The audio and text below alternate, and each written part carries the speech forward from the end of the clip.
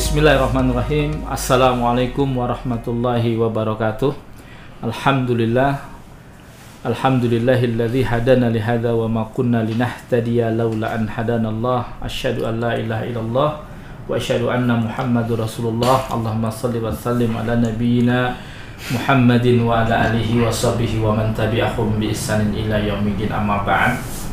Pemirsa di Rumah Moderasi dan juga di Sofyan Saudi Channel, pada hari ini adalah hari Kamis tanggal 7 Oktober 2021. Alhamdulillah kami kedatangan tamu, seorang kiai muda, dan beliau adalah sedang studi di Mesir untuk mengambil sebuah tesis dan telah menyelesaikan S1-nya di Al-Azhar Kairo dari tahun 2007 dan lulus pada tahun 2011.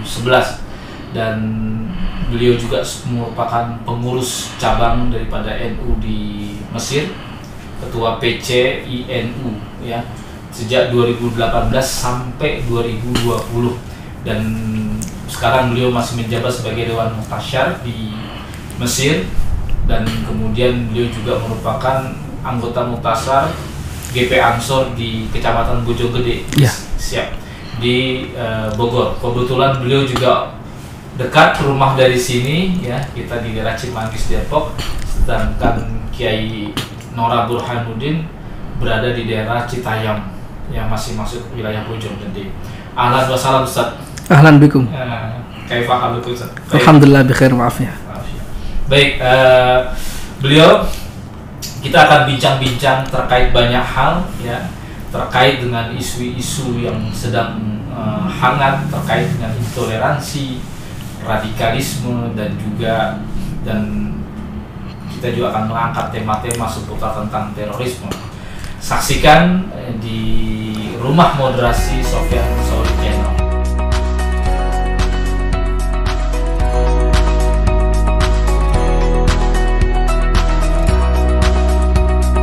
Baik, bismillahirrahmanirrahim.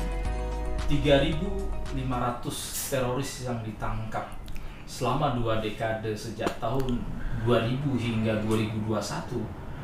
Selama ini kebanyakan mereka adalah orang-orang yang anti mazhab dan tidak bermazhab ya. Mereka kebanyakan jargonnya adalah ya, mengajak kepada Al-Quran dan As-Sunnah. Masalahnya bukan Al-Quran dan As-Sunnahnya, tetapi layakkah mereka yang kemudian banyak mengutip Quran dan As-Sunnah menafsirkan ayat-ayat tersebut, sehingga banyak sekali di antara mereka yang akhirnya tersesat, salah di dalam menafsiri daripada ayat-ayat Al-Quran tersebut. Terkait masalah ini Gus, ternyata memang 3.500 teroris yang telah ditangkap oleh Densus 88, kebanyakan mereka memang tidak bermazhab dan bahkan anti mazhab. Mereka mengajak jargonnya kepada Al-Quran dan As-Sunnah. Ini salah di apanya Gus, kalau menurut pandangan Gus yang selama ini mengamati tentang dunia Islam terkait dengan bagaimana di sosial media orang-orang yang sok tahu, yang kemudian dia tidak mempunyai sanad, kemudian menafsirkan ayat Al-Quran serampangan, dan ini ternyata memicu, dan ini fakta loh Gus. Bagaimana tanggapan Gus Nora nih? Kalau saya melihat ya terima kasih Pak Sofyan ya sebelumnya. Kalau saya melihat terorisme di Indonesia dan mungkin di seluruh dunia ya, itu kalau kita bisa lihat pemicunya atau faktornya, itu ada praktis, ada teoritis. Praktisnya sebenarnya karena mereka salah mendapatkan guru. Itu problem utama. Problemnya ya. Semua teroris yang mungkin kita ketahui itu karena dia didoktrin oleh gurunya yang teroris. Walaupun gurunya itu bukan pelaku bomber ya, tapi kan pikiran teroris juga ada. Direkrut, kemudian dicuci otaknya, kemudian di macam-macam lah. Mungkin Pak Sofyan itu jauh lebih paham daripada saya soal hal praktis. Dan yang saya tahu, dan itu yang juga dikatakan oleh guru-guru saya ya, karena salah guru. Salah guru Gus. Salah guru. Makanya kita dianjurkan untuk selalu berdoa agar mendapat guru yang benar. Guru yang benar. Itu penting sekali. Tapi kalau secara teoritis ya diantaranya ya yang disebutkan oleh Pak Sofyan tadi guys, ya karena nggak bermazhab, berusaha untuk menafsirkan. Sebenarnya mereka menafsirkan Al-Quran dan Sunnah lewat pemahamannya sendiri. Ya. Bukan lewat pemahaman ulama-ulama yang mu'tabar, yang diakui. Dan ada kecenderungan mereka karena memiliki pemahaman sendiri, mereka biasanya itu agak antisosial. Iya. Jadi menyendiri, mengembangkan pikiran-pikiran aneh, pikiran-pikiran ekstrim ya kalau kita sebut, itu dikembangkan awalnya. Kalau dia punya nyali, akhirnya mereka melakukan aktivitas-aktivitas itu. Tapi ya secara teoritisnya karena mereka salah menafsirkan teks-teks agama. Keagamaannya. Itu mayoritas ya kalau yang saya lihat dari catatan-catatan yang saya baca, ada ya faktornya ideologi. Ya ada juga orang jadi teroris karena mungkin karena faktor keadilan sosial, betul, dia orang miskin dan sebagainya. Tapi itu nggak dominan. Nggak dominan. Yang saya paham, karena misalnya kalau kita sebut sebagai faktor terorisme di Indonesia itu karena kemiskinan, lah itu kan aneh sebenarnya. Anehnya gini, orang miskin itu mulai dari zaman Nabi Adam sampai zaman sekarang itu ada. Sudah ada. Iya, tapi fenomena terorisme itu kalau di dunia yang berkembang itu baru 100-200 tahun ini aja kan. 100 tahun inilah. Artinya kan berarti bukan faktor kemiskinan sebenarnya. Betul. Ada faktor yang lebih dominan yaitu ideologi. Itu yang saya pahami sih. Iya. Gini Gus, ada di kalangan para ulama yang mengatakan al-haditsu mudhilatun illa lil fuqaha. Gitu. Bahkan bin Wahab pernah mengatakan laula maliku walais la halaktu kuntu adzunnu maja'an Nabi Muhammad sallallahu alaihi wasallam ya'malu bi. Kalau bukan karena Imam Malik dan Imam Abu Lais, sungguh aku telah celaka karena aku mengira setiap apa yang datang dari Nabi Muhammad itu bisa diamalkan begitu saja. Jangan sekali-kali mencoba menafsirkan ayat-ayat Al-Qur'an. Nah, saya lihat kelompok-kelompok ini Gus, itu memang menawarkan sesuatu yang instan Gus. Itu yang menjadi daya tarik. Dan ini banyak masyarakat perkotaan Gus. Di TNI, Polri itu ada yang ikut-ikut kayak begitu Gus.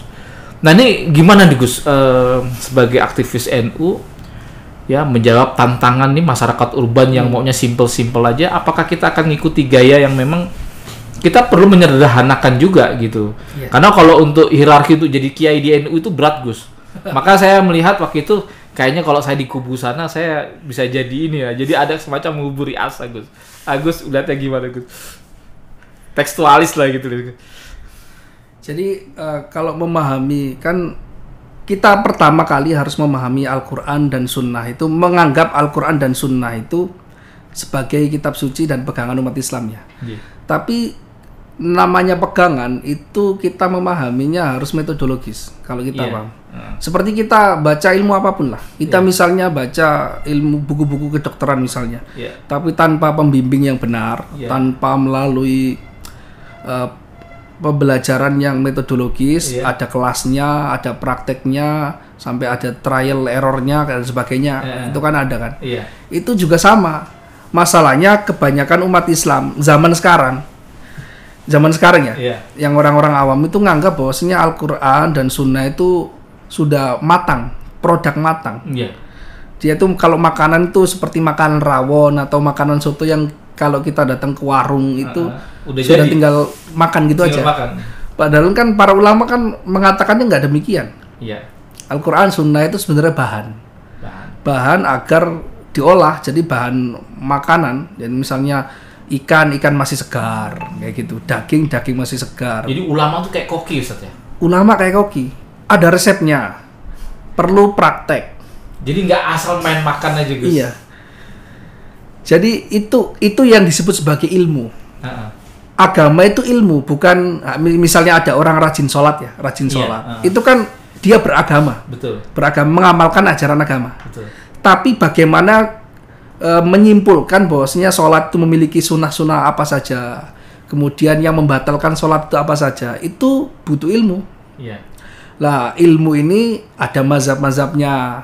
Jadi sudah dikembangkan oleh para ulama bukan hanya 1 tahun 2 tahun, sudah 1400 tahun para ulama itu memahami Al-Quran dan Sunnah. Akhirnya terbentuk school atau mazhab-mazhab yang kita kenal sampai sekarang. Betul. Dan itu mazhab yang resmi lah. Sebenarnya mazhab yang resmi ya karena mereka sudah melalui apa ya istilahnya itu dikomentari, disarai, dikritik, ada proses metodologis yang berkembang. Masalahnya kawan-kawan ada orang-orang yang punya paham yang anti mazhab dan sebagainya. Itu karena mereka nggak melalui jalur yang resmi. Begitu. Kan apa ya, ada dalam Al-Quran kan ayatnya waqtul buyuta min abwabiha. Kalau kamu mau datang ke rumah itu masuk lewat pintunya. Iya. Lah, pintunya memahami Al-Quran, Sunnah ya melalui ilmu-ilmu yang diterangkan oleh para ulama. Harus ada gurunya, harus ada kitab mu'tamadnya.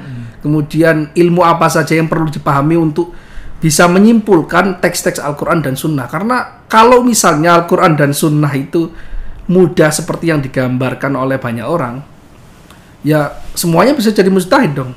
Iya. Faktanya kan enggak semua orang bisa menjadi pakar Al-Quran dan Sunnah. Iya. Kalau kita menyebutnya sebagai mujtahid, karena itu ada mazhab-mazhabnya yang berkembang. Seperti itu sebenarnya. Baik Gus, mazhab terbukti menurut saya dari sekian banyak teroris yang mereka memang tidak bermazhab Gus. Saya sangat setuju karena saya pernah dengar istilah ternyata mazhab itu bukan dalam rangka ta'abudi ibadah, tetapi dia merupakan babu min tartibil ilmi, pintu daripada tertibnya ilmu. Nah ini kan berbahaya sekali Gus. Kebanyakan orang baru ikut daurah sehari 2 hari, seminggu 2 minggu, ya, atau mendapatkan pesantren kilat 2 hari 3 hari lalu mendadak jadi mufti, belaga langsung mimpin majelis taklim. Nah ini problem masyarakat urban Gus. Gus melihat sendiri karena bukannya apa-apa Gus. Ternyata di kalangan data nih Gus ya, memang ini belum sempat terpublikasi. Ternyata mereka kebanyakan para teroris itu alumni dari madrasah yang Az-Zahiri Al-Judud lah, madrasah Zahiri. Mereka tekstualis. Mereka berasal dari kelompok-kelompok semacam kelompok Salafi. Itu mau diakui atau tidak itu fakta. Dari Ikhwanul Muslimin, dari HTI, atau kelompok-kelompok yang cenderung menyempal. Mereka tidak mempunyai sanad, mereka salah dalam metodologi pembelajaran selama ini, mereka cenderung brainwashing daripada tidak punya toleransi, tasamu dalam melihat perbedaan-perbedaan Gus. Nah, Gus melihat fenomena di masyarakat perkotaan ini gimana Gus? Apakah ini juga sama? Antum yang sudah belajar di Kairo tuh melihat fenomena ini seperti apa Gus? Sebenarnya fenomena ini tuh bukan hanya menyebar di Indonesia, gitu, tapi Gus? di negara Arab yang misalnya saya di Mesir itu, yang lama di Mesir juga banyak.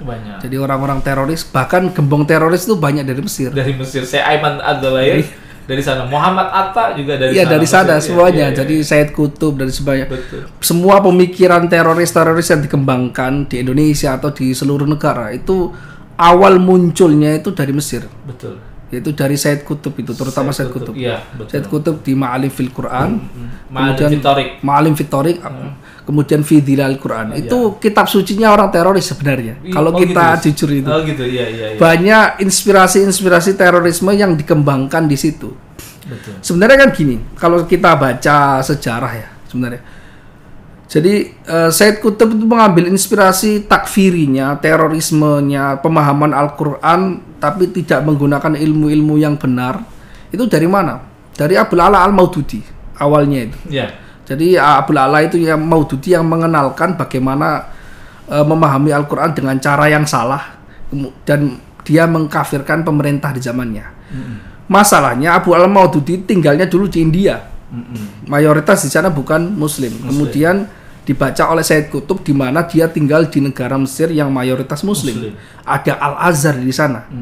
Lah, di zaman itu bahkan sampai zaman sekarang orang itu nggak bisa disebut sebagai orang alim untuk di Mesir. Kecuali dia lulusan Al-Azhar, ada ujiannya, ada ijazahnya, ada namanya Al-Alimiyah, gelarnya zaman dulu Al-Alimiyah. Kalau sekarang ya doktoral di Al-Azhar gitu. Lah, Said Qutb itu bukan lulusan Al-Azhar sama sekali. Kalau kita lihat itu kan memang mereka bukan orang yang belajar agama secara benar. kemudian berusaha untuk menafsirkan Al-Quran dengan caranya sendiri, dengan keyakinan mereka sendiri, dengan emosionalnya dan sebagainya. Itu sebenarnya cuma opini-opini mereka tentang Al-Quran saja. Kemudian karena tidak ada guru yang benar, akhirnya menafsirkan secara salah. Ini akhirnya benar. Kalau kita baca catatan sejarah, setelah Sayyid Qutb menulis Fi Dhilal Quran, Ma'alim Fitorik, itu kan berapa banyak gerakan teroris muncul dari pemahaman yang awalnya dikembangkan Sayyid Qutb. Sejarah nggak bisa dibohongi. Banyak sekali ada gerakan takfir wal hijrah dari Mesir juga. Dari Mesir. Al-Faniyah Al-Askariyah dari Mesir juga. HTI Hizbut Tahrir juga, Taqiyuddin Abani juga pernah belajar dan terinspirasi dengan Sayyid Qutb. Sayyid Qutb itu bapak neo khawarij kalau istilah ulama Azhar itu. Iya. Jadi ya nggak semuanya salah pandangannya Sayyid Qutb dalam Fi Dhilal Quran, nggak semuanya salah, tapi ada pandangannya yang bermasalah, terutama dalam mudahnya mengkafirkan. Iya. Menganggap pemerintah itu tauhid itu kufur. Iya. Kemudian ya banyak lah. Ya, seperti itu banyak sekali. Ya, saya melihatnya Sayyid Qutb ini memang waktu itu saya sempat ikut kelompok-kelompok ini juga, Gus. Ya. Bahkan saya mengkaji sendiri namanya Ma'alim Fitorik. Memang Ma'alim Fitorik ini hampir sama dengan kitab kayak Ad-Durar Ats-Tsaniyah, kitab-kitab primer daripada kelompok-kelompok Wahabi Najd, yang memang kalau kita nggak gerak tuh nggak seru gitu, Gus. Jadi memang memacu kita untuk bergerak, terutama Ma'alim Fitorik. Bahkan sampai Syekh Yusuf Qaradawi itu mengkritik tentang Sayyid Qutb. Kata dia, bagaimana mungkin dia akan membagi masyarakat menjadi dua bagian. Dalam Ma'alim Fitorik itu dia menganggap ada masyarakat jahili, masyarakat yang tidak mengenal Islam. Lalu ada masyarakat yang dianggap masyarakat Islami. Nah, disitulah ada konsep wala wal baro, loyalitas dan anti loyalitas, dan membagi dua masyarakat sampai nggak ada yang abu-abu itu jadi masalah, kata Yusuf Qaradawi. Akhirnya memang ternyata itu menjadi sempalan sendiri kelompok Ikhwanul Muslimin atau di gerakan disebut Qutubiyah. Jadi gerakan-gerakan yang terinspirasi dengan Sayyid Qutb sehingga akhirnya memang memicu pemikiran-pemikiran takfiri. Dan ternyata kayak Sukri Mustafa, takfir wal hijrah, lalu kemudian kelompok jamaah jihad, ada kelompok jamaah Islamiyah yang sekarang malah muncul lagi cabang-cabangnya lagi itu kayak ISIS, JAD dan hari ini. Bagaimanapun juga mereka terinspirasi dengan gerakan-gerakan yang lagi-lagi ingin kembali kepada Quran Sunnah, Gus. Ini Gus melihatnya nih Pak Yayi Nora Burhanuddin melihat konsep apa, Gus, bagi kalangan Ahlus Sunnah wal Jamaah di dalam menghadapi pemikiran-pemikiran seperti ini. Dan saya melihat Gus juga di Mesir terlihat aktivitas bagaimana kawan-kawan yang menghidupkan kembali turas-turas Islam, apa yang dikarang oleh para ulama-ulama yang kemudian kuburannya itu banyak dilupakan oleh itu gimana, Gus, menjaga itu, Gus? Oke, saya awali dengan awalnya masalahnya ya. Masalahnya kan gini, di antara problem paling vital dari pemikiran Sayyid Qutb yang akhirnya nanti dikembangkan oleh orang-orang teroris itu kan menafsirkan ayat Al-Quran wa man lam yahkum bima anzalallah fa ulaika humul kafirun. Barang siapa yang tidak berhukum dengan hukum Allah, maka dia orang kafir. Lah, di Sayyid Qutb berbeda dengan seluruh mufassir yang ada sebelumnya, yang mu'tamad, kitab-kitab mu'tamad. Sayyid Qutb menganggap bahwa semua orang yang tidak berhukum dengan hukum Allah seluruhnya, maka dia kufur, kafir. Masalahnya hukum Allah itu banyak sekali. Kita minum pakai tangan kanan itu lebih baik, sunnah misalnya, mustahab dan sebagainya, itu hukum Allah. Apakah dengan mengatakan bahwasanya ada orang minum tidak berhukum, tidak menggunakan hukum Allah, minum dengan tangan kiri, itu berarti dia kufur hanya sekedar minum pakai tangan kiri? Itu problem. Padahal para ulama menafsirkannya tidak demikian. Jadi ada namanya kufur amali, bukan kufur i'tiqad. Yang dimaksud di sini wa man lam yahkum bima anzalallah fa ulaika humul kafirun, itu orang yang tidak beramal kemudian mengingkari. Mengingkari itu urusan hati. Artinya nggak sekedar orang itu minum khamr dia kufur. Kalau demikian orang bisa kufur semua karena kita itu manusia. Maksudnya manusia itu yang punya salah dan dosa, kadang bermaksiat, kadang tidak. Disitulah sebetulnya metodologi khawarijnya masuk di situ. Iya, di situ. Karena menganggap mereka mengkafirkan dosa besar, Gus. Iya. Bahkan kalau dilihat dari teorinya Sayyid Qutb, itu bukan hanya dosa besar, pokoknya yang nggak muslim secara sempurna, dia berarti kufur. Menafsirkannya seperti itu. Iya, ya hitam putih itu. Hitam putih. Jadi bahkan Sayyid Qutb berani bilang loh di dalam Ma'alim Fitorik atau Al-Adalah Istimaiyah atau Fidilal, saya antara tiga itu, bahwasanya wujud orang muslim itu sudah nggak ada zaman beliau, itu nggak ada. Udah ingkotok wujudhum. Terputus. Jadi mengkafirkan seluruh umat. Jadi yang nggak kafir siapa? Yang nggak ada, mungkin yang nggak kafir mungkin Sayyid Qutb sendiri. Jadi mudah sekali untuk mengkafirkan orang hanya karena dia nggak berhukum dengan hukum Allah. Dia kecewa dengan pemimpin-pemimpin Arab zaman itu yang terlihat dipengaruhi oleh orang Barat karena dihegemoni Barat dengan berbagai alasan kondisi lah. Tapi nggak mau tahu Sayyid Qutb. Pokoknya kafir. Lah, itu kan berbahayanya ketika dikembangkan sehingga menganggap sekedar orang yang tidak mengamalkan hukum Allah itu berarti kufur. Itu problem awalnya di situ. Akhirnya dikembangkan. Lah, solusinya kalau kita sebagai aswaja ya, itu kan sebenarnya solusinya itu sudah tersimpan pada pembelajaran kita yang ada di sekolah-sekolah atau di madrasah-madrasah atau di universitas yang terhormat di seluruh dunia. Bahwasanya kita belajar agama itu lewat ilmu-ilmu keislaman. Ilmu keislaman itu ya ada ilmu alat, ilmu maqasid, ada nahwu, sorof, belajar tafsir, belajar syarah hadis, belajar ilmu qiraat, belajar apapun itu. Ya, ilmu usul fikih, ilmu kalam, ilmu mantik, sebagainya. Itu sebenarnya kalau kita mengembangkan itu dengan metodologi yang mungkin dimudahkan kepada orang Islam. Intinya kan gini, hanya 3 ilmu lah. Kalau kita bisa singkat itu 3 ilmu. Itu yang diisyaratkan oleh hadis Jibril itu. Ada ilmu akidah, ilmu kalam. Kemudian ada ilmu Islam, yaitu rukun Islam, yaitu ilmu syariat atau fikih. Kemudian ada ilmu ihsan. Ilmu ihsan itu ilmu tasawuf. Memahami Islam itu bagaimana? Memahami Islam ya memahami 3 cabang ilmu itu paling tidak. Bagaimana kita menata keyakinan kita terhadap Allah Subhanahu wa taala, terhadap Rasul, sifat-sifat yang wajib, sifat mustahil, sifat jaiz. Lewat apa? Lewat ilmu kalam. Itu rukun iman. Ada 6. Bagaimana cara kita mengatur amaliyah yang zahir, yang kelihatan, nampak oleh manusia dan oleh kita sendiri. Ada ilmunya, ilmu fikih.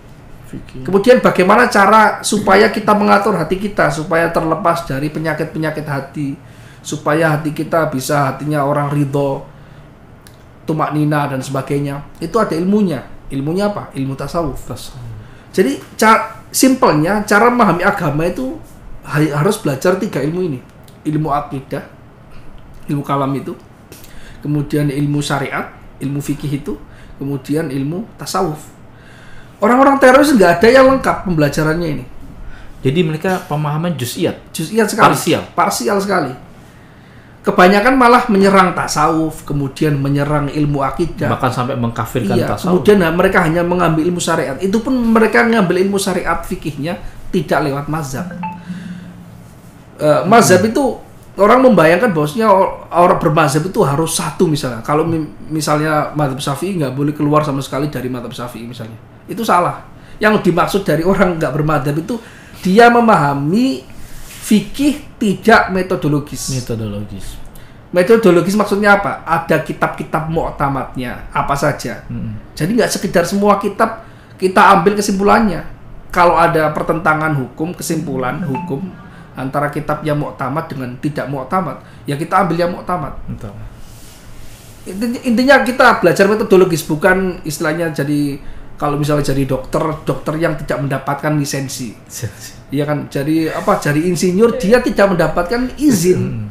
Jadi liar Gus ya? Liar.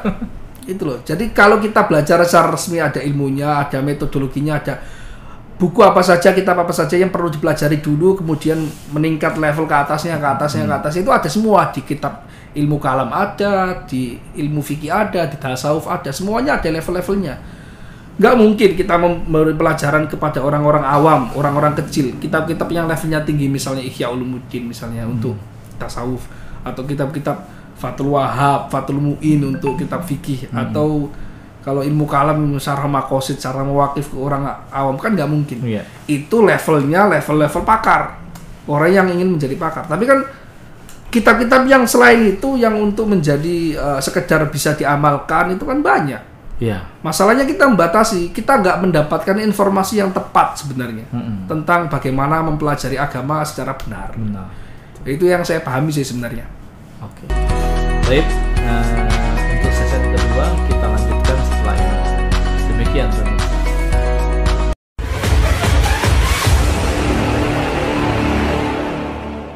Kelompok ekstrim kebanyakan mereka anti tasawuf.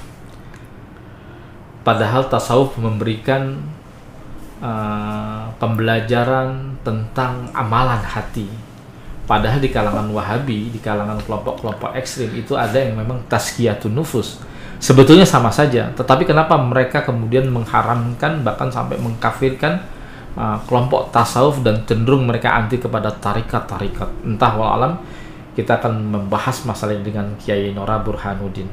Nah Gus, ini efek dampaknya Gus ketika mereka mengabaikan ilmu tasawuf yang sebetulnya ini ilmu yang memanajemen hati Gus. Akhirnya mereka ini terjebak kepada syariat yang hitam putih. Kita pernah mendengar beberapa ulama mengatakan kalau tasawuf tanpa fikih dia rawan sesat, bisa jadi zindik. Tapi kalau dia fikih tok tanpa tasawuf dia jadi cenderung jahat Gus. Jadi marai atos hati ini. Gitu. Nah ini Gus melihat seperti apa Gus? Sepertinya ada yang memahami secara juz'iyat parsial dalam memahami agama. Tadi Gus melihat bahwa ihsan ini sepertinya mereka tanggalkan. Ka'annaka ta'budullah ka'annaka tarah itu. Nah itu bagaimana Gus? Jadi manusia itu kan bukan hanya fisik ya. Kita lihat manusia itu kan ada fisiknya. Misalnya ya jasmani kita lah. Ada juga ruh. Jadi kalau kita nganggap percaya bahwasanya manusia itu adalah fisik dan roh sekaligus, maka kita tidak mungkin hanya memfokuskan pada satu hal. Amaliyah yang dituliskan atau tertulis dalam kitab-kitab fikih itu amaliyah fikih ya amal-amal zahir. Tapi manusia bukan hanya amal zahir. Manusia itu juga memiliki sisi rohani, spiritual, di mana sisi spiritual ini perlu juga diperhatikan. Saya kasih contoh yang paling mudah. Ada orang sholat, ya kan? Sholat supaya dia dianggap sah, ya berarti harus sesuai dengan rukun dan syaratnya. Wudu dulu, kemudian takbiratul ihram, syarat-syaratnya seluruhnya, rukun-rukunnya seluruhnya dipenuhi. Apakah, ya itu secara fikih misalnya dia syarat-syaratnya dan rukun-rukunnya terpenuhi, udah sah kan? Sah. Tapi apakah ini diterima kalau dalam agama? Belum tentu. Ada faktor lain. Faktor lain misalnya ketika sholat niat kita tidak ikhlas karena Allah Ta'ala. Niat kita hanya riak misalnya. Atau sebenarnya kita nggak mau sholat sih, cuma kebetulan nggak enak aja sama. Nggak enak sama tetangga, nggak enak sama keluarga. Itu kan kaitannya yang lain, berarti dia terpaksa. Itu amalan hati saja. Itu amalan hati. Jadi ada orang sholat, zahirnya sholat, lahirnya sholat, tapi hatinya nggak sholat. Ketika hatinya nggak sholat, berarti hatinya itu berarti dia ada sakit. Hatinya sakit, memiliki penyakit-penyakit hati. Dia sholat, tapi dia jahat ke tetangga. Dia sholat, dia masih maling. Dia sholat, dia masih ngerasani tetangganya. Dia sakit hati karena tetangganya beli mobil baru, sedangkan dia belum punya mobil. Berarti kan kerusakannya bukan karena kita sholatnya, tapi kerusakan ada bagian dari manusia di dalam diri kita yang rusak. Penyakit hati, kita hasut, iri kepada orang. Terus kita sombong, kita merasa lebih kaya dibandingkan saudara kita merasa lebih baik. Ada riaknya. Kita semuanya tahu loh sebenarnya kalau itu penyakit hati. Karena itu kan yang tahu penyakit hati kita itu kita dan Allah saja, ya kan ya. Tapi masalahnya, apakah kita bisa memperbaikinya, mengobatinya? Lah, cara mengobati hati itu adalah ada ilmunya tersendiri, yaitu ilmu tasawuf. Itu dituliskan oleh para ulama di kitab-kitab ilmu tasawuf. Bagaimana mengobati hati yang rusak. syariat, misalnya fikih ya. Fikih itu kita amalkan tidak setiap hari, tidak setiap saat, maaf. Sholat hanya 5 kali sehari, ya kan ya? Hanya 5 kali. Puasa yang wajib hanya 1 bulan dalam 12 bulan setahun. Ya. Tapi amalia tasawuf itu tiap saat. Misalnya gini, kita tidak boleh sombong. Itu apakah tidak boleh sombong hanya pagi hari tapi tidak malam hari? Kan enggak. Kita tidak boleh sombong di setiap saat. Iya. Kita nggak boleh iri kepada tetangga di setiap saat. Jadi sebenarnya orang-orang yang mengingkari tasawuf, tidak benci dengan tarekat, benci dengan tasawuf, sebenarnya mereka nggak tahu bahwasanya mereka itu punya penyakit hati. Orang manusia secara umum punya penyakit hati, perlu diobati. Yang bisa mengobati itu adalah ya ilmu-ilmu yang dituliskan oleh para ulama, yaitu tasawuf itu. Bagaimana cara mengobati sifat sombong? Ada di sana. Bagaimana cara mengobati riya? Ada. Bagaimana cara mengobati iri supaya nggak iri, supaya amal fikih kita diterima oleh Allah, supaya macam-macam lah. Jadi justru tasawuf itu dibutuhkan sekali. Makanya kalau ada orang sejak dari awal mengingkari tasawuf atau nggak suka dengan tasawuf, itu berbahaya. Berbahaya. Itu nanti bisa melahirkan sifat-sifat yang buruk. Sifat-sifat yang buruk. Dosa itu ada 2 macam. Ada dosa zahir. Kita misalnya berkata kasar kepada orang, itu dosa zahir, mencuri dosa zahir. Tapi juga ada dosa yang batin, batinul itsm. Kita sombong, iri dan sebagainya itu. Lah, bisa misalnya dosa yang zahir bisa diatasi dengan misalnya ada hukumannya, ada punishment-nya, dia dihukum dan sebagainya. Tapi dosa batin ini nggak ada yang tahu. Nggak ada yang tahu. Justru penting sekali. Bahkan berangkat dari sifat hasad amalan hati bisa malah ke perbuatan, Ustaz ya. Oh iya, kita benci banget sama seseorang, pasti kita anggap bahwasanya apapun yang diomongkan oleh orang itu buruk menurut kita. Iya. Iya kan? Ya itu berarti kan sebenarnya ada motif-motif dalam diri kita atau hati kita itu sedang bermasalah, perlu kita obati. Iya. Orang terlalu fanatik, orang terlalu sombong, orang terlalu iri, orang terlalu benci, itu kan berbahaya semuanya kan. Iya. Kita nggak bisa melihat kebaikan kepada saudara kita. Misalnya ada orang teroris, itu benci banget dengan kepala negara atau pejabat-pejabat. Itu kan sebenarnya penyakit hati sebenarnya. Iya. Kita nggak boleh benci banget kepada manusia lain, itu nggak boleh. Kalaupun kita benci amal perbuatan saja, ya kan. Dan itu yang diajarkan oleh ilmu tasawuf, yang diajarkan oleh ulama-ulama kita. Jadi problemnya orang yang mengingkari tasawuf itu memang ujung-ujungnya nanti pasti ada bermasalah. Akan bermasalah. Nah itu yang saya pahami sebenarnya dari penjelasan ulama-ulama yang menuliskan kitabnya. Jadi kita penting untuk memahami ilmu akidah supaya menata keyakinan kita. Kita penting untuk memahami ilmu fikih supaya kita menata amal perbuatan kita supaya sesuai dengan syariat. Kita juga perlu memahami tasawuf, belajar tasawuf, menata hati kita. Manusia bukan hanya fisik, manusia juga rohani, hati, intuisi dan sebagainya. Oke. Baik, kita sudah azan maghrib, kita break dulu, nanti kita sambung lagi. Siap.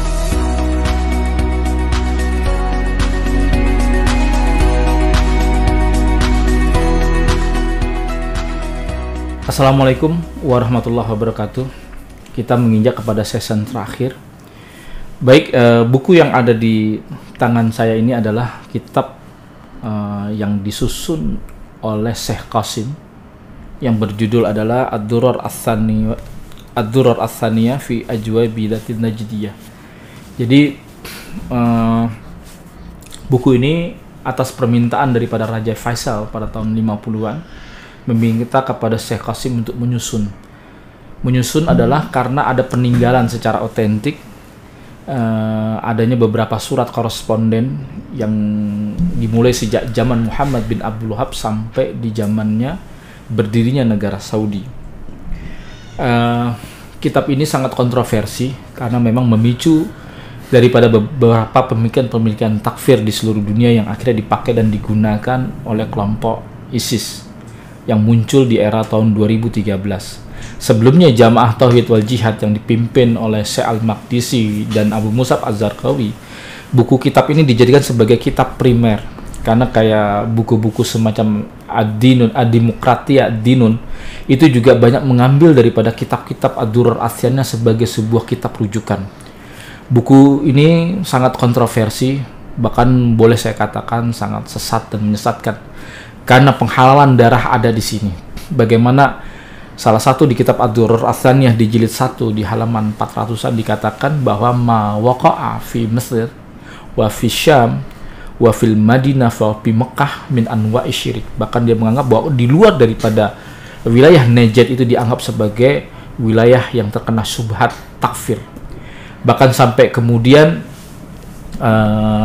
seorang ulama mazhab Maliki yaitu Syarif Abu Hasan Al-Qatani pernah mengatakan anan najdiyin lam yuqatilu kuffarun asliyin abadan, bahwa sesungguhnya gerakan Najd atau gerakan Wahabi itu tidak pernah berperang dengan kafir asli selamanya, bahwa kaitannya dengan loyalitas dan anti loyalitas semua ditujukan kepada Turki Utsmani, dan bahkan vonis murtad, kafir, musyrik semuanya ditujukan kepada 4 mazhab yang ada di Hijaz dan di Najd. Ustadz Burhanuddin, saya ingin bertanya, apakah ini kitab-kitab Ad-Durar Ath-Thaniyah yang banyak memicu daripada pemikiran-pemikiran takfiri hari ini itu memang nyata-nyata memang banyak mengambil, mengutip daripada gerakan-gerakan Najd, gerakan yang banyak dibangun oleh Muhammad bin Abdul Wahhab, dan kitab itu memang menjadi sebuah kontroversi. Saya sebutkan misalnya kitab kayak Risalah Makna Togut yang dikarang oleh Muhammad bin Abdul Wahhab juga bahkan mengatakan bahwa pentolan-pentolan Togut itu ada 5, di antaranya adalah orang yang tidak berhukum dengan apa yang Allah turunkan. Lalu mereka ada juga membuat tentang ta'rif tentang nawaqidul iman wa nawaqidul Islam, pembatal-pembatal keimanan dan pembatal-pembatal keislaman. Itu ada 10, dan di antaranya adalah orang yang tidak berhukum dengan hukum Allah dan sebagainya. Nah, bagaimana tanggapan Pak Yai Nora, Gus, terkait dengan kitab Ad-Durar Ath-Thaniyah ini yang menjadi kontroversi sebetulnya di Timur Tengah saat ini? Apakah Wahabi itu, benarkah ISIS dan Al-Qaeda itu banyak mengambil kitab-kitab Ad-Durar Ath-Thaniyah sebagai referensi dan rujukan utama? Karena saya yang pernah berkecimpung dengan pemikiran-pemikiran ini dan bahkan sampai saya masuk penjara, dan memang betul kitab-kitab ini kita jadikan rujukan selama ini. Nah, silakan ditanggapi Pak Yai. Pertama tentang Ad-Durar Ath-Thaniyah ya. Jadi kan Ad-Durar Ath-Thaniyah itu adalah sebuah kitab yang memang dituliskan tentang pemikiran Muhammad bin Abdul Wahhab dan murid-muridnya sampai di zamannya muallif, sampai di zamannya penulis ya. Jadi itu dikumpulkan seluruhnya. Jadi data di sana ditulis oleh mereka sendiri. Saya pikir itu datanya otentik otomatis. Nah, kemudian di dalam kitab-kitab Ad-Durar Ath-Thaniyah seperti yang dikatakan oleh Pak Sofyan, saya pikir lebih paham daripada saya. Dan memang yang disebutkan oleh Pak Sofyan juga pernah saya baca, juga ngutip dari Ad-Durar Ath-Thaniyah. Jadi memang ada beberapa unsur di sana yang secara otentik Wahabi itu melakukan takfir terhadap mayoritas umat Islam secara umum. Seperti yang disebutkan oleh Pak Sofyan tadi, bahwasanya apa yang terjadi di Mesir, di Syam, di Suriah dan sebagainya itu semuanya mereka bertawasul ke Syekh Ahmad Al-Badawi di Mesir, terus Syekh Ahmad Rifai, Syekh Abdul Qadir Jailani di Irak. Itu semuanya termasuk kekufuran yang membuat orang muslim jadi murtad, kafir. Nah, ini kan sebenarnya problemnya problem metodologis seperti yang saya katakan tadi. Jadi saya nggak perlu membahas tentang sejarahnya, karena sejarahnya itu sudah banyak sekali diungkap oleh bagaimana munculnya pemikiran-pemikiran teroris. Bahkan teroris itu muncul dari ideologi-ideologi keras, ideologi-ideologi salah yang dikembangkan oleh pertama kali Muhammad bin Abdul Wahhab, kemudian dikembangkan oleh murid-muridnya hingga sampai sekarang. Melalui beberapa fase, ada penyederhanaan, ada pengembangan, semakin radikal itu ada. Ya. Tapi yang kita soroti seperti ini. Coba kita lihat secara langsung tentang gerakan ISIS misalnya. Banyak sekali kita baca berita bahwasanya orang ISIS itu ngebom misalnya kuburan, makam-makamnya para ulama. Makamnya Imam Nawawi di Suriah dibom, di Damaskus dibom. Mengapa dibom? Mereka menganggap bahwasannya itu tempat orang syirik. Syiriknya kenapa? Syiriknya diziarahi di sana, ditawasuli di sana, padahal ini makamnya ulama. Kalau kita lihat dari 4 mazhab, nggak ada satupun ulama mazhab yang menganggap bahwasanya tawasul itu syirik. Ya. Ada memang yang menganggap itu haram, tapi bukan syirik. Syirik dan haram itu berbeda jauh. Iya. Lah persoalannya orang Wahabi ini karena salah guru. Ya awalnya salah guru, karena gurunya ini salah paham soal seperti itu, menganggap bahwasanya amalia yang dilakukan oleh orang-orang di zaman itu, bahkan di seluruh dunia sampai sekarang, itu merupakan perbuatan syirik. Misalnya tawasul dianggap oleh orang Wahabi sebagai syirik. Syirik itu apa? Mereka menganggapnya itu syirik akbar, bukan syirik asghar. Mereka menganggapnya itu syirik akbar. Lah, syirik akbar itu apa? Syirik akbar itu adalah perbuatan yang bisa mengeluarkan seseorang dari Islam. ISIS melihat orang tawasul sebagai orang yang syirik akbar, otomatis dia sudah tidak muslim lagi. Boleh dibunuh, boleh diperangi. Itu problemnya. Kalau kita lihat misalnya, sebenarnya perbuatan tawasul sendiri itu taruhlah kita anggap sebagai perbuatan yang khilafiyah lah antara ulama. Tapi kenapa tiba-tiba orang Wahabi datang menganggap bukan khilafiyah, itu malah dianggap sebagai syirik secara pasti. Problem metodologis, menganggap sesuatu yang khilafiyah menjadi persoalan ijma', bahkan maklum minatin bidorurah. Kenapa? Karena itu sebagai sesuatu yang mengeluarkan orang dari Islam. Karena la yakhruju minal Islam illa bijuhudi ma adkhalahu fil Islam. Seseorang tidak akan keluar dari Islam kecuali mengingkari apa yang memasukkan dia kepada Islam, yaitu mengingkari al-ma'lum minad-din bid-darurah. Persoalan khilafiyah hanya sekedar tawasul dianggap sebagai syirik. Nah, kita lihat bukan hanya di Indonesia sebenarnya. Orang tawasul itu bukan hanya di Suriah, banyak banget orang tawasul di sana, orang ziarah kubur. Di Mesir orang tawasul kepada Sayyidina Hussein, tawasul kepada Sayyid Ahmad Al-Badawi, tawasul kepada Sayyid Ahmad Ar-Rifai, tawasul kepada Sayyid Ibrahim Ad-Dasuki, Abdul Qadir Jilani, dan itu juga diamalkan oleh orang-orang Indonesia di seluruh dunia. Lah, amalia-amalia yang diamalkan oleh orang-orang Muslim seluruh dunia itu dianggap sebagai kufur, sebagai syirik oleh orang Wahabi. Lah, otomatis kan nanti kan orang yang mempercayai doktrin Wahabi ini akan menganggap bahwasanya mayoritas orang itu syirik sebenarnya. Yang nggak syirik siapa? Ya kita dan golongan kita. Padahal orang Wahabi itu minoritas loh. Dan artinya mereka itu mensyirikkan, mengkafirkan mayoritas ulama, mayoritas umat. Itu problemnya. Karena itu orang-orang teroris yang memahami menelan mentah-mentah doktrin seperti ini, mereka nggak merasa bersalah ketika ngebom orang. Lawang itu udah syirik kok. Kalau nggak tawasul, ya itu dia berhukum dengan hukum Allah. Kenapa? Dia jadi polisi. Kenapa? Dia jadi TNI. Nah, TNI undang-undangnya bukan undang-undang Islam, undang-undang negara. Nah, kayak gitu. Dan itu tauhid, Pancasila sebagai tauhid. Berarti kan orang mendukung yang mendukung kekufuran berarti dia kufrun. Ar-ridho bil kufri kufrun. Ridho dengan Pancasila misalnya, ridho dengan Undang-Undang Dasar 45 itu sebagai kafir. Itu kan cara berpikir yang sempit, saya pikir. Salah gitu. Salah, bukan hanya sempit tapi memang salah sebenarnya. Kenapa kita mensejajarkan? Problemnya gini, kenapa kita mensejajarkan antara undang-undang yang dibuat oleh orang-orang di Indonesia atau di seluruh dunia? Nggak ada satu negara yang tanpa undang-undang, sampai sekarang nggak ada. Itu kenapa kita mensejajarkan dan menghadap-hadapkan dengan Al-Quran dan Sunnah dengan syariat Allah? Nggak seperti itu cara berpikirnya. Karena Quran, Sunnah seperti saya katakan sejak di awal, itu adalah bahan yang mentah. Jadi nggak bisa kita tiba-tiba nggak usah undang-undang. Undang-undang itu tauhid, undang-undang itu syirik. Terus kita pakai undang-undang apa? Quran dan Sunnah secara langsung. Lah kalau Quran dan Sunnah secara langsung siapa yang bisa menafsirkannya?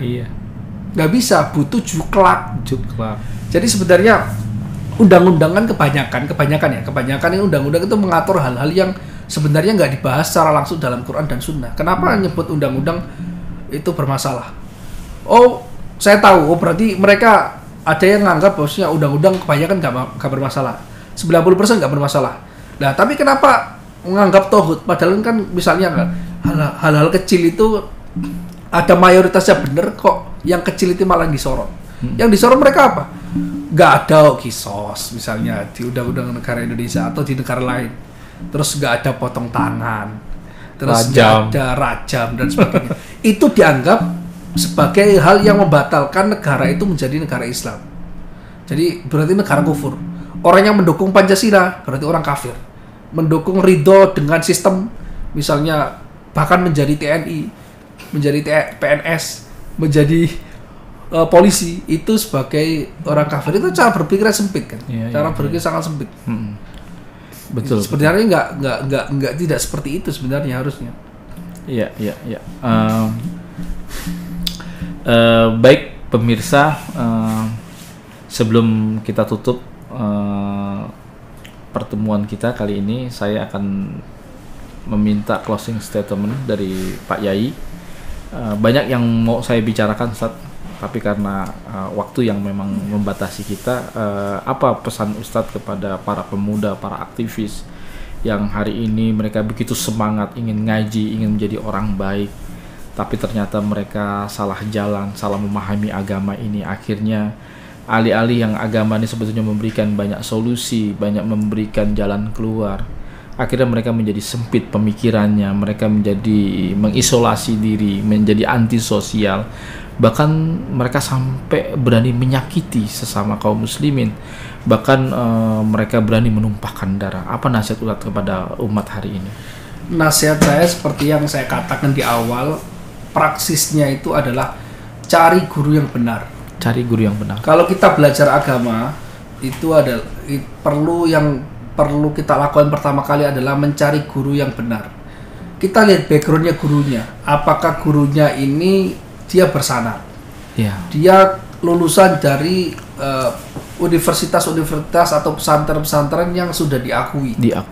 Jangan sampai kita salah berguru ke orang-orang yang mengaji agama saja belum tuntas, kemudian kita jadikan guru agama. Itu sama dengan seperti kita belajar ilmu kedokteran ke tukang parkir. Salah alamat. Jadi kalau ingin jadi dokter, belajar ke dokter yang diakui, berlisensi. Belajar agama, belajar ke kiai, para habaib yang memang sudah pakar dalam bidang agama. Jangan belajar ke orang-orang yang nggak terkenal belajarnya di mana, sekolahnya di mana, tiba-tiba dia mengajarkan hal-hal yang fundamental yang kebetulan itu tidak diamalkan oleh orang-orang sekitarmu. Kok tiba-tiba agama ini agama keroyokan, dalam arti agama keroyokan itu pemahamannya itu nggak dimiliki oleh satu orang, tapi jutaan orang, ratusan orang, ribuan orang di seluruh dunia. Kok tiba-tiba kamu membawa pemikiran yang itu hanya pemikiran kamu sendiri yang minoritas, kok tidak diamini oleh mayoritas? Berarti kamu perlu mencurigai pemikiranmu sendiri, bukan mencurigai mayoritas. Intinya pertama, cari guru yang benar, kemudian timbanglah apakah pemikiranmu, pemahammu terhadap Islam itu diakui secara mayoritas oleh ulama, diakui oleh orang-orang yang baik, yang tanpa mereka itu kita mungkin belum masuk Islam sampai sekarang. Kita perlu mensyukuri jasa-jasa guru-guru kita, para habaib, para kiai kita dari zaman dulu. Tanpa mereka, tanpa gurunya mereka sampai ke Rasulullah, kita nggak akan jadi seorang muslim. Itu saja yang saya sampaikan. Semoga ini bermanfaat. Terima kasih Pak Sofyan ya. Siap. Sama-sama Ustaz. Jazakumullah khairan atas kehadirannya. Baik pemirsa yang dirahmati oleh Allah Subhanahu wa taala, semikian bincang-bincang kita sudah memasuki pada akhir, dan saya berterima kasih kepada Ustadz, jazakumullah khairan atas kehadirannya, atas kesempatannya, dan next time kita akan undang lagi tema-tema yang lebih aktual. Nanti kita akan bahas di podcast ini, Ustadz. Mudah-mudahan ini bisa memberikan manfaat, memberikan edukasi kepada masyarakat, sehingga sebagaimana pesan daripada Kiai Nora Burhanuddin adalah jangan sampai kita salah dalam mencari guru.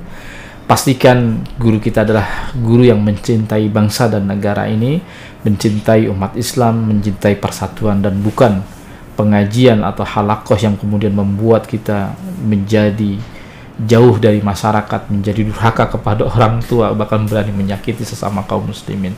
Demikian dari saya haturkan terima kasih banyak. Jazakumullah khairan kepada antum semua yang menyimak bincang-bincang ini, dan mudah-mudahan kita mendapatkan faidah dan barokah dari pertemuan ini. Demikian, billahi taufik wal hidayah. Wassalamualaikum warahmatullahi wabarakatuh.